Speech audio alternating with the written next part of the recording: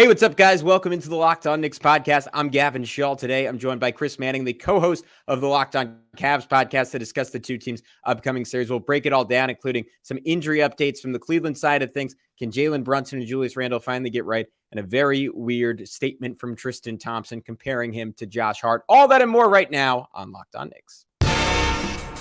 You are Locked On Knicks, your daily New York Knicks podcast, part of the Locked On Podcast Network. Your team every day.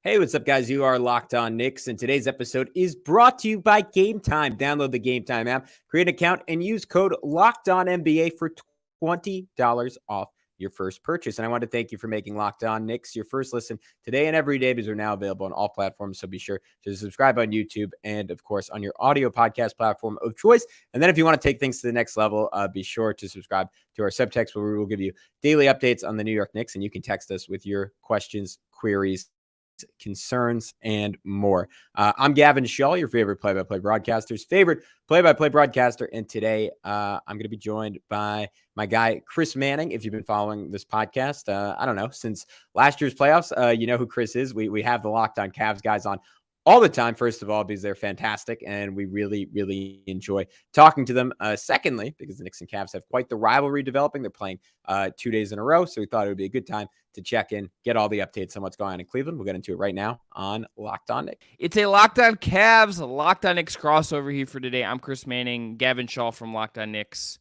is here. Cavs Knicks, a twofer. Halloween in Cleveland, November 1st in New York. Gavin, let's start here. The way we're gonna do the show is Cavs stuff, Knicks so far, and then what we're looking for in this game. But on your end of things, are people eagerly anticipating this? Because I sense on the Cleveland side, there's a little bit of, at least from the fan base, Karis LeVert and others have played this down a little bit, but I think there is some anticipation here, some anxiety, let's say, among the fan base a little bit. What is the vibe around this from your perspective here? You know, it's funny. I haven't really noticed, but maybe I haven't been paying attention enough. But I think given the fact that the Knicks start to the season, it certainly hasn't been disastrous by any means. There may be one more made shot against the Celtics from being 2-1 and being in a pretty good position right now. But I just think like the idea of losing 2 in a row to Cleveland is nauseating for the Knicks, and almost like wiping away some of the smugness we've developed since that series win last year. You could argue justifiably or not. So maybe there's like a little bit of like anxiety. There's certainly some anticipation on my end. I'm really excited to see it, because obviously it depends, and you can let me know on this who exactly is healthy for Cleveland. But I think it will tell us a lot about both teams. And for the Knicks, I think it's a great opportunity for them to get back into their identity from last year, because they beat Cleveland by doubling, tripling, heck, quadrupling down on their strengths in the regular season. And they could certainly use some of that right now, because all those strengths this year have been weaknesses for the most part.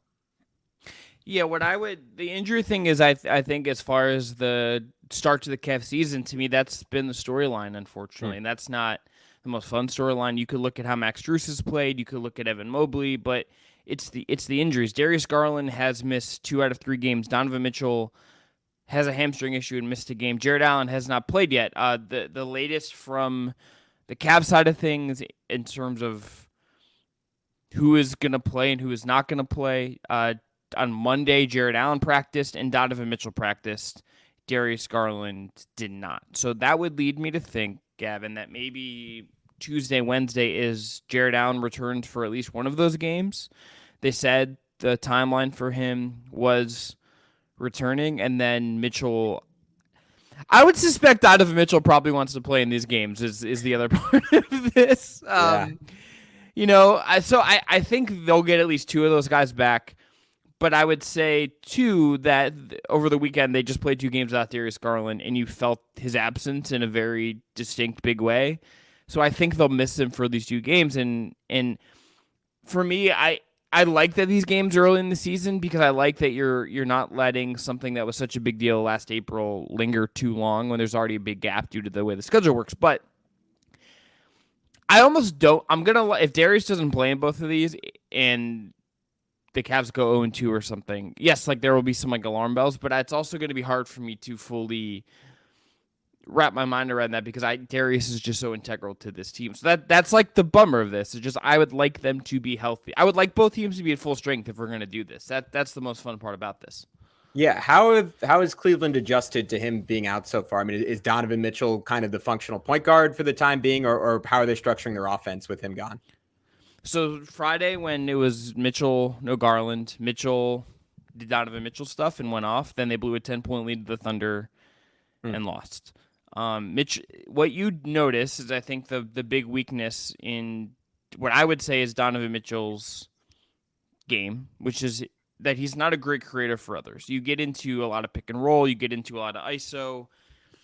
There's less kind of natural movement within the offense when there's no Darius Garland. Things just don't function as well. And on top of that, this team also right now doesn't have what I would consider a more traditional backup point guard. Whether they need that fully or not is, I think, a matter of opinion and style. But they rolled out Ty Jerome on Friday. I don't think Ty Jerome's like really an answer there. New York legend Ty Jerome, I should add. I did not realize. Yeah, Golden State Warriors two-way standout innings eater king, Ty Jerome, getting a real contract out of this. But so good for him. But he sprained his ankle as well. And then Ricky Rubio is away from the team. So like they don't have like Karis LeVert, bless him, is not going to fill that role exactly, right? So it's kind of becomes a much more direct, simple offense. Like they talked all preseason about this evolution of the offense and speed and motion and evolving things. And there's been some of that so far, but I think it's really hard to do it without Garland. So I don't think you're seeing an offense that is the most modern, updated thing based on what, people on the Knicks side of things might have seen last year in the playoffs. Yeah, I think that's kind of my fascination with Cleveland is have they filled that fifth spot, and you can speak on this, but it seems like Max Strus has been exemplary for you guys by and large so far. At least looking at the raw numbers, I think he's fourth in the NBA right now in 3-pointers made per game, and that obviously like heavily shaped how the Knicks were able to guard the Cavs in the playoffs and their willingness to just completely play off Isaac Okoro and forcing you guys pretty early to say like, all right, like maybe he won't be the fixture in this series that we hoped he was going to be, chasing around and bothering Jalen Brunson. And to me, that was sort of the first domino in the Knicks, like just being able to dictate the style of play and sort of make Cleveland like pay and hurt for their weaknesses more than Cleveland was able to make the Knicks pay and hurt for their own. So I'm kind of like, in terms of just the Eastern Conference pecking order, like that's what I'm going to be looking at coming into these games. And to your point, like you can only get so much of an answer there when Cleveland's missing one, if not two, if not three, all-star level guys. But I'm wondering how that will shift how Cleveland guards them. And I'm also wondering if the Knicks guys can kind of get back, particularly Jalen Brunson and Julius Randle, our two best players, obviously, if they can get back to who they were last year, because at least in terms of their efficiency, they have not been anything close to that. And the Knicks will obviously need them to be. And Randle in particular is a fascinating player in this. I want to call it a series. It is a series. I guess it's 2-game series. No, it's a series because he was not healthy, obviously, for the Cavs series, but the one game where he was sort of healthy before he got hurt again was, I think it was game 3? I'm totally blanking on it, but he had like 13 points in the first half and was really taking it to Evan Mobley. So I wonder if Julius like can harken back to that a little bit and find some rhythm. Yeah, we'll get to that. I think I'm gonna ask you about Randle specifically and where you're at on him in segment 2. The last thing I'll say about the Max Strus thing is if there's one thing to watch that I think people that haven't watched the Cavs, again, very early so far this year, that has stood out is Max Strus and Isaac Okoro as well are really crashing the glass from the wing. Strus has had set a new career high in rebounds twice already. He's averaging like 9 or something a game. Okoro's crashing the glass. People may remember the Cavs having a real issue on the glass against the Knicks in the playoffs. So to me, that has felt very intentional to have their wings really crash the glass, get rebounds. Jared Allen being back, I wonder if that changes things at all. If they'll trust the two bigs to do a better job than they have in the past to stop offensive rebounds, to actually clean the glass out a little bit. But look for the wings to crash. Look for the wings to get rebounds. And if Max Strus gets double-digit rebounds again, I'm just going to be like, sure. Okay, I guess it's just a thing you're doing now, Max. Good for you that you're now just a double-digit, double guy from the wing, apparently. All right, we're going to talk about the Knicks side of it yet coming up next. Julius Randle specifically, and they made some additions as well. And I want to pick Gavin's brain on just them getting DiVincenzo and really doubling down on having all of the big wings, which is a very nice thing to have. But we'll do that coming up right after this. Today's episode is brought to you by our friends at FanDuel, the official sports book of Locked On and an official partner of the NFL. They have a great deal for you right now as well. You can score early this NFL season with FanDuel, America's #1 sportsbook. Right now, new customers get $150 in bonus bets with any winning $5 moneyline bet. That's $150 if your team wins. The FanDuel app is so easy to use. They have a wide range of betting options, including spreads, player props, over-unders, and more. And so if you've been thinking about joining FanDuel, there's no better time to get in on the action. Visit FanDuel.com/lockedon and kick off the NFL season. And dare I say, tip off with the NBA season as well. It's FanDuel, official partner of the NFL.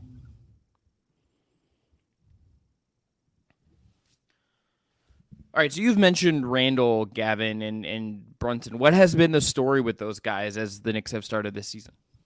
Yeah, so two different issues maybe.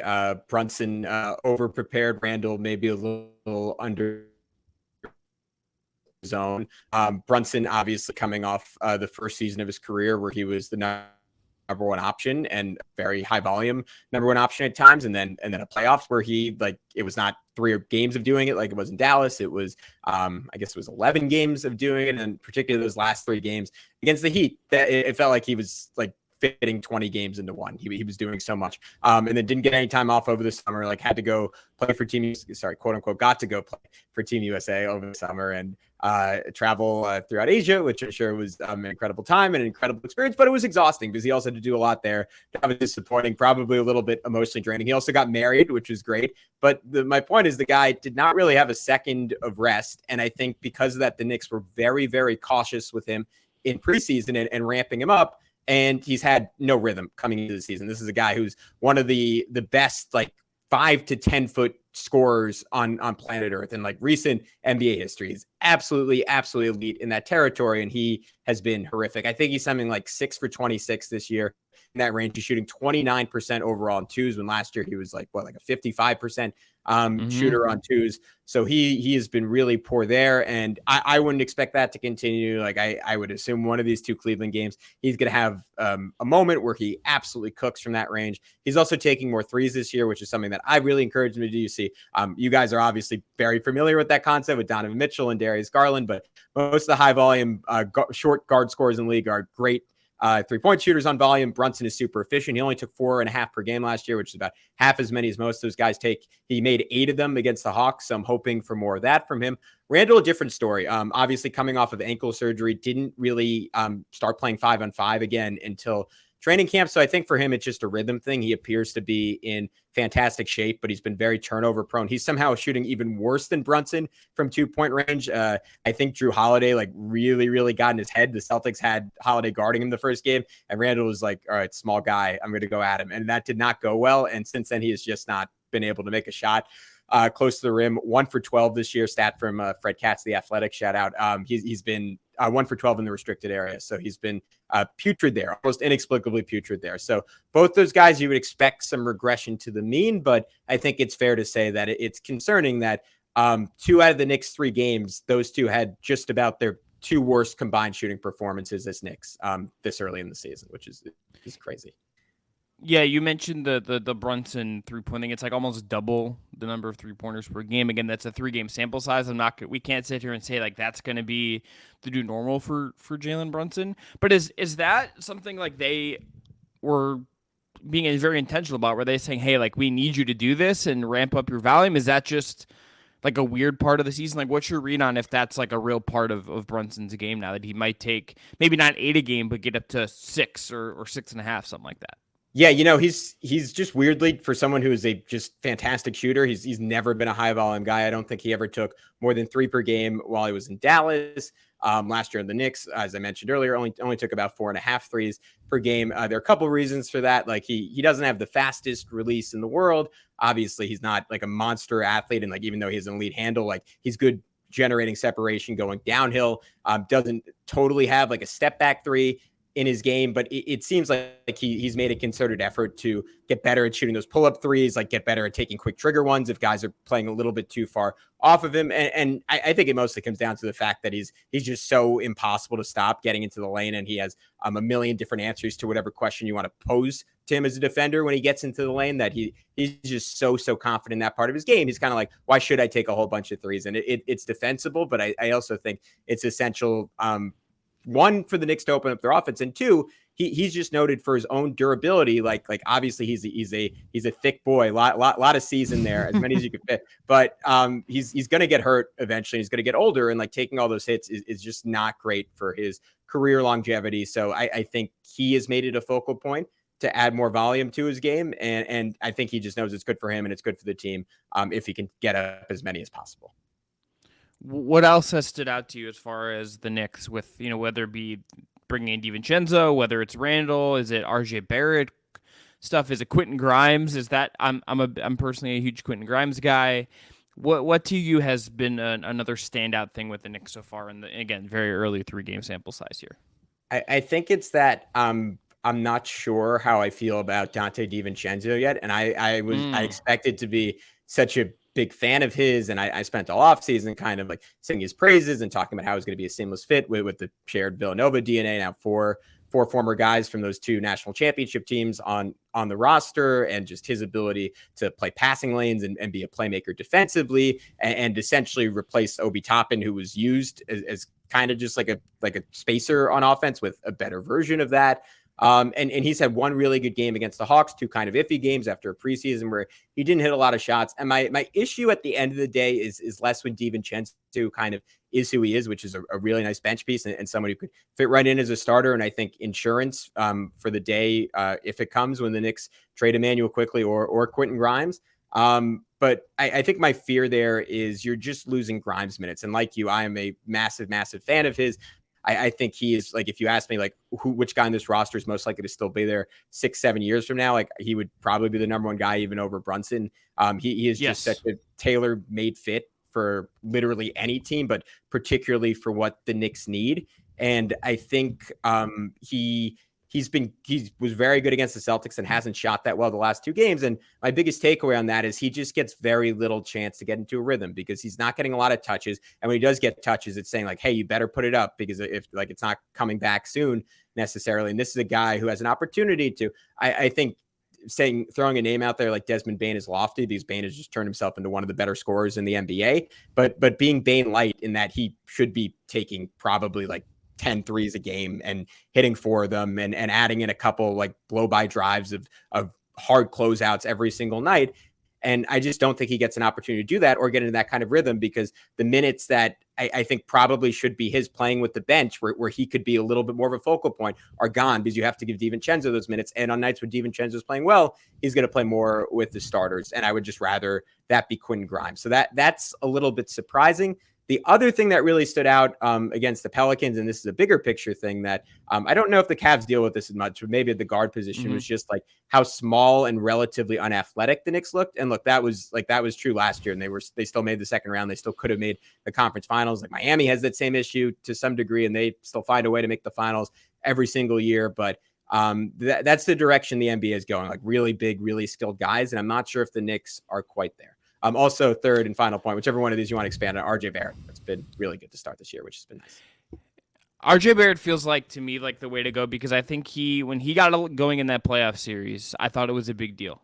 I thought when after he had a bad game one, he, I think, was pretty decent the rest of the series as far as my memory tells me. And if Cleveland has a defensive weakness, I think it is just, not that Barrett's going to be your alpha lead scorer type from the wing, but can he attack Max Strus? Can he attack? Does Okoro start? And do they have to find ways for that? Can he attack Karis LeVert? I think that's an opportunity, frankly, Gavin, for the Knicks to have some of the advantages they have. If Barrett can be big in that series, he's absolutely an X factor. Yeah, look, he was coming into the playoffs. He was my single biggest concern. I was making predictions that, like, all right, by the end of the series, like he might not be starting games, or like his role will be significantly reduced. And there were moments where it was a little bit, but I would say all in all, he was probably the Knicks' third best player behind Brunson and Mitchell Robinson over the course of that series. And I thought they were like, especially in game 2, where he really started going like Karis LeVert. I thought that was a big moment, like where like the Cavs made an adjustment and the Knicks were able to punish that adjustment because RJ was a more efficient version of the guy we saw in the regular season. And the bigger thing was just that his process was so much better in the playoffs than we'd ever seen it consistently be, in terms of like consciously like manipulating a defense with the intent to pass instead of always trying to score and like kind of as a Hail Mary passing the ball. And that has thankfully carried over to this season. Like he has been like really sharp about getting other guys involved. He's played about as unselfishly as I've ever seen him play. And while the shooting percentages aren't like way better than usual, like I think his jumper looks pretty good, and he's had stretches in his career which looked really good, and he's had stretches where he's looked like someone who's like never shot a basketball before. So really varies with him. But I think it's super encouraging how he started this year, and if that's just who he is, like that'll kind of cushion the Knicks against some regression in other areas that may or may not be there this year. Yeah. All right. We're going to talk about what we're looking for in this game. And we actually have an in-pod injury update that I'll reveal top of the segment. Not great for the Cavs is what I'll say. We'll talk about that coming up next. Today's episode is brought to you by our friends at Gametime. Gametime is my personal favorite way to buy tickets now. I was in New York this past August. People that have listened to Locked On Cavs have heard me tell the story before, but I was in New York. We done these ads, and I said, all right, I'm going to try it out. And I planned on buying tickets for Liberty Aces on Gametime, and guess what? I got a great deal. I saved money. I got to see the view from my seat, and my friends and I were happy because we got to go see a great game at a jam-packed Barclays Center, but we didn't have to pay as much as we might have on some of those other sites. They have last-minute tickets, flash deals, zone deals. Easy to find and buy tickets for any kind of event in your area, not just sports, but concerts and the comedy shows, everything. There's also a game time guarantee, which means you'll always get the best price. If you find tickets in the same section or row for less, Game Time is going to credit you 110% of the difference. How great is that? You can buy tickets in seconds with 2 taps, and there's no hidden fees. You know the price up front with Game Time. Take the guesswork out of buying tickets with Game Time. Download the Game Time app, create an account, and use our code LOCKEDONNBA for $20 off your first purchase. Again, terms apply. Create an account, redeem our code LOCKEDONNBA for $20 off. Download Game Time today. Last minute tickets, lowest price. That is guaranteed. All right, for the Cleveland Cavaliers tomorrow, no Jared Allen. No Darius Garland, no Ty Jerome, and double checking to make sure I get the Donovan Mitchell part of this right. Donovan Mitchell is questionable, so TBD if he's going to play or not, but no Garland, no Allen, no Ty Jerome. 2 of those names obviously much more important than the others. Kevin, this gets to, I think, what we talked about earlier. This is going to feel like a big moment. I believe one of these games at least is nationally televised, but not having key pieces for Cleveland, I think takes away some of, frankly, what we can learn in the interest for me a little bit, unfortunately. That's just the reality of it. When you said all that, I felt like a pit in my stomach because I was like, oh, this is just such a game that the Knicks would lose in the past. And I don't know, maybe less so last season and we'll see this season, but I was just like, oh God, we're going to lose. They have all their guys are out. That's like someone like, I think maybe it's the PTSD of Ricky Rubio dropping like a 38 piece on our head the one time. So maybe it's just maybe I need to like do some therapy on that. But yeah, you mean you're scared of Max Drew's 50 ball coming your way? Is what you're telling me? You know what? For whatever like mental edge the Knicks have on the Cavs, Max Drews has that on the entire Knicks team. So he's gonna come out and be like, guys, just follow me. I know the path here. Maybe he'll have a 20 rebound game and improve that average. But yeah, I mean, to me, like no Jared Allen, like that's kind of the first focal point that screams to me like, all right, like Julius Randle and Mitchell Robinson to a lesser extent better get it together. And Mitch has maybe been the Knicks' best player this year, but that's despite the fact that the guy who set the NBA's all-time field goal percentage record is shooting, I think, 40% so far this season. But like he should be able to get like just have like he had 10 offensive rebounds against the Pelicans. Like if he can come close to replicating that and like get a few dunks and like, I don't know, he might be like a bull seeing red against the Cavs again, because that was easily his career highlight so far. Like that game 5 like stands out at his magnum opus, I want to say, is that the term, of his career so far. And then Julius Randle, like I expect him to really try to go at Evan Mobley. And that was something I wanted to ask you, Chris, certainly before we wrapped up. I know he had the one 33-point game already this year. Are you seeing him making a leap, and like particularly like what are kind of the early results on his outside shooting? Because I think like whenever Alex and I would talk about the series, we were saying like, man, if Evan Mobley just became like a 36% 3-point shooter and like decent volume, like the whole Knicks defensive infrastructure of that series would blow up. And I'm sure that likewise for you guys, that's a big point of conversation. Yeah, I love Evan Mobley. I think he's gonna be maybe the best player on this team at some point. I think that the potential is there. But I even though like he's more of his buckets this year on assists, it's like 45% versus 25% last year. He has like the 1 3-pointer. The jump shot has been a little inconsistent. It's been a lot of him getting downhill, and when he's being aggressive and decisive, he gets into guys' chests and makes an impact there. That's kind of been where it has showed up, in my opinion. The Knicks are an interesting test for this because Mitchell Robinson is stronger than him. His best moments, like he had some moments against Miles Turner the other night, who's a very good defender, a stronger guy. He had really good moments against Chet, who's pretty skinny, but he didn't like overwhelm him physically. He's not going to overwhelm Mitchell Robinson or Isaiah Hartenstein for that matter physically. That's not going to happen. And Cleveland will, I would imagine they're going to start him at the 5 again. Damian Jones has not been particularly good so far, and Tristan Thompson is Tristan Thompson, although he did play and do some vintage TT stuff. Wait, did you see the quote he had today? He was oh boy about Josh Hart. I don't know why this was even a question, but it was like someone was asking like, hey, are you like comparable to Josh Hart as a rebounder, which is such a weird. And he said something, unless I got totally duped here and this was a fake quote, but it was something like, I'm looking at this. Yeah. Okay. Yeah. He's like, I'm a fillet. He's a sirloin or something, which just seems. Yeah. Is it?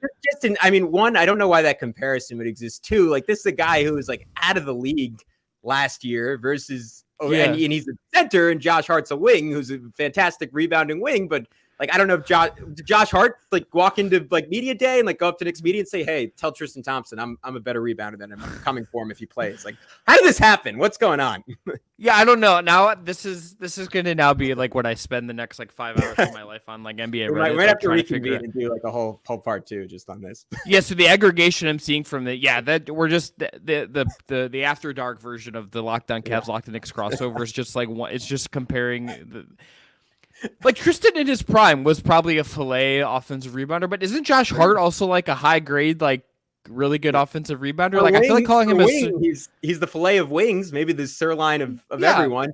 But like compare yourself to Mitchell Robinson if you want to challenge Tristan Thompson like that. Like if he I don't know. What was the question now is now I want to know. Like we're like I have so many questions about the question specifically. Tristan's also just like very good at giving quotes that sound great. Like at media day, he had like a very politician-y kind of like we're hardworking people here in Cleveland kind of thing. And I'm just like, Tristan, you understand what you're doing here. And I was gonna say that's how you keep getting those checks. You just say stuff like that. Mm-hmm. That's his role at this point. He got a real big pop. I mean, that's what happens when you're on the 2016 title team, I guess, too. But gotta tell you, Gavin, this is derailed. This has entirely derailed me. This is. I have so many questions about.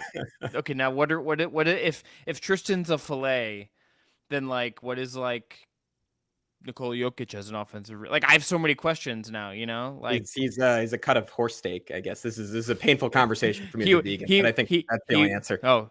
He would never. I don't think Nikola Jokic would ever do that to a horse. No, I would hope not. Yeah, that'd be cannibalism borderline. But yeah, yeah, for him, yes, specifically. Yeah. But look, this game, I think the environment's going to be really big. I mean, the person I'm seeing this aggro on, Stefan Bondi, was like at Cavs Pacers on Saturday, like there, and he was here early. That tells you something that someone from the New York side of things was here early. Mm-hmm.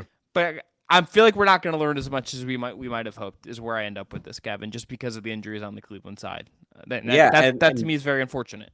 No, I agree with you, and I think the Knicks internally will be looking at it as a fortunate thing and saying like, all right, like this is our chance to get right to like reestablish the identity we had last year, and like it's this fascinating thing that I think, and like we could maybe wrap on this, that I think Cleveland is going to have to grapple with as well. That like when you get maybe a little bit deeper and guys make individual leaps, how do you incorporate that while still maintaining your identity and not losing like a collective team strength at the expense of an individual like showing off a new skill. And I think that's been a big thing for the Knicks so far this year, where it seems like someone who comes in our pod a lot, Shwinny Poo, like he put this on Twitter. I thought it was absolutely right. Like he framed it as like the Knicks right now are a lot of guys trying to get right individually, and it's hurting them getting right as a team. And I think that's been a big story. And I think just because that series was the epitome of what Tom Thibodeau wants Knicks basketball to be, this is like the moment for the Knicks to be like, here's how we're going to play this year. And I wonder how close they get to that, and if they can maintain it coming out of these games. Yes. All right. That's going to be it for this crossover. Gavin, it's always a pleasure. I suspect we may be doing this again later on in the year. I would love to. We were joking about it on our pod the other day, but like that, we talk to you guys once a month. You were like unofficial co-hosts of Locked On Knicks at this point. So we really appreciate the patronage. Well, wait until the any Mitchell stuff like kicks up into like higher gear. Yeah. Which are you out on Mitchell to the Knicks? Is that where we're going here? Are you saying like Cat? Let me ask you this as a ranking. Because I have a theory. Yeah, that Mitchell ends up with the Cavs long term, at least for a little bit longer, because I think like where he wants to go may not go for him fully. But if I were to ask you, rank these three guys of who you'd like the Knicks to get: Embiid, Cat, Mitchell. How would you rank them? Oh wow, I weirdly think that Cat, just in terms of how he plays, is a better fit than Mitchell. But Embiid is like universe is ahead one out of all those guys, even if I have questions about him as a playoff guy and how he's going to age.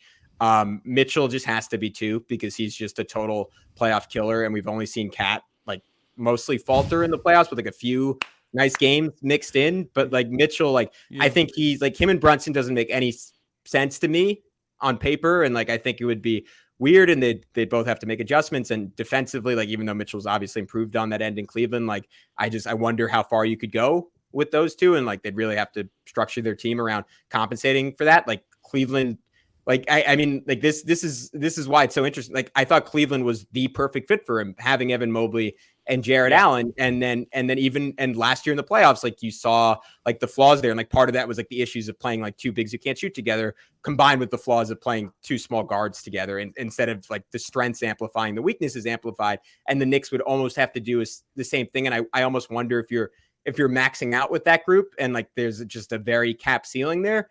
But again, Mitchell is just such a, like he's literally like the seventh like leading scorer all time in playoff history in terms of points per game. Like he's a killer. He's an incredible offensive player. So I'd have to take Mitchell second, despite the concern. Yeah, I don't think that's wrong. I might go Cat just because like I'm not the biggest Randle guy, so I wonder if like you turn Cat into Randle, and like then you could just like keep all your big wings and like have the defensive infrastructure. But we will see. I'm sure this will not be the last time we talk about Donovan Mitchell and the Knicks on a podcast together, Gavin. All right, check out Locked On Knicks, check out Locked On Cavs. If you haven't, check out Locked On NBA next to talk to y'all later after Cavs Knicks. Evan and I'll have a recap. Gavin and Alex will have one up. And then again on Wednesday after the game in New York. Talk to y'all and enjoy the hoops, even with all the injuries.